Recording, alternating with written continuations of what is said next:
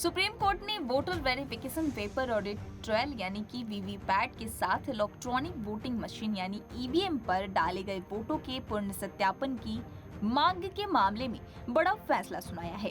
Court ने VVPAT पर्ची के मिलान से जुड़ी सभी याचिका शुक्रवार 26 अप्रैल 2024 को खारिज कर दी। कोर्ट ने सुनवाई के दौरान कहा कि रिजल्ट घोषित होने के 7 दिनों के भीतर उम्मीदवार दोबारा जांच की मांग कर सकता है।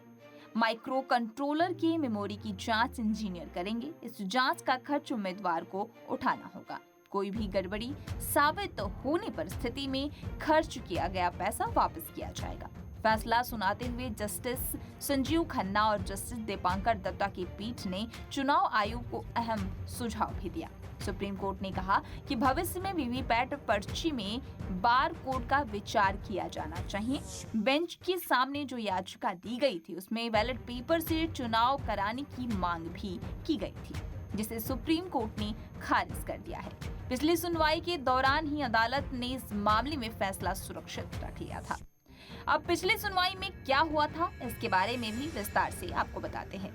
सुप्रीम कोर्ट में हुई पिछले सुनवाई में जस्टिस संजीव खन्ना और जस्टिस दीपांकर दत्ता की पीठ ने ईवीएम के जरिए डाले गए वोटों को वीवीपैट के साथ वेरिफिकेशन करने संबंधित वाली याचिका पर फैसला सुरक्षित रख लिया था। बेंच ने चुनाव आयोग की ओर से पेश किए गए अतिरिक्त सॉलिसिटर जनरल ऐश्वर्या भाटी से कहा था कि हम गलत साबित नहीं होना चाहते, बल्कि आपसे निष्कर्षों को लेकर पूरी तरह से आश्वस्त होना चाहते हैं। इस कारण हमने स्पष्टीकरण मांगने का सोचा। वहीं वीवीपैट के जरिए वोटर यह जान सकते हैं कि उनका वोट उसी व्यक्ति को गया है या नहीं जिन्हें उन्होंने वोट दिया है। इसी के साथ आपको बता दें कि माइक्रो कंट्रोलर को लेकर पूछा गया था सवाल। जी हाँ, इससे पहले हुई सुनवाई में जस्टिस संजीव खन्ना और जस्टिस दीपांकर दत्ता की पीठ ने निर्वाचन आयोग के एक अधिकारी से ईवीएम के कार्य प्रणाली के संबंध में 5 प्रश्न पूछे थे। इसमें से यह प्रश्न भी शामिल था कि क्या ईवीएम में लगे माइक्रो कंट्रोलर को फिर से प्रोग्राम किया जा सकता है या नहीं।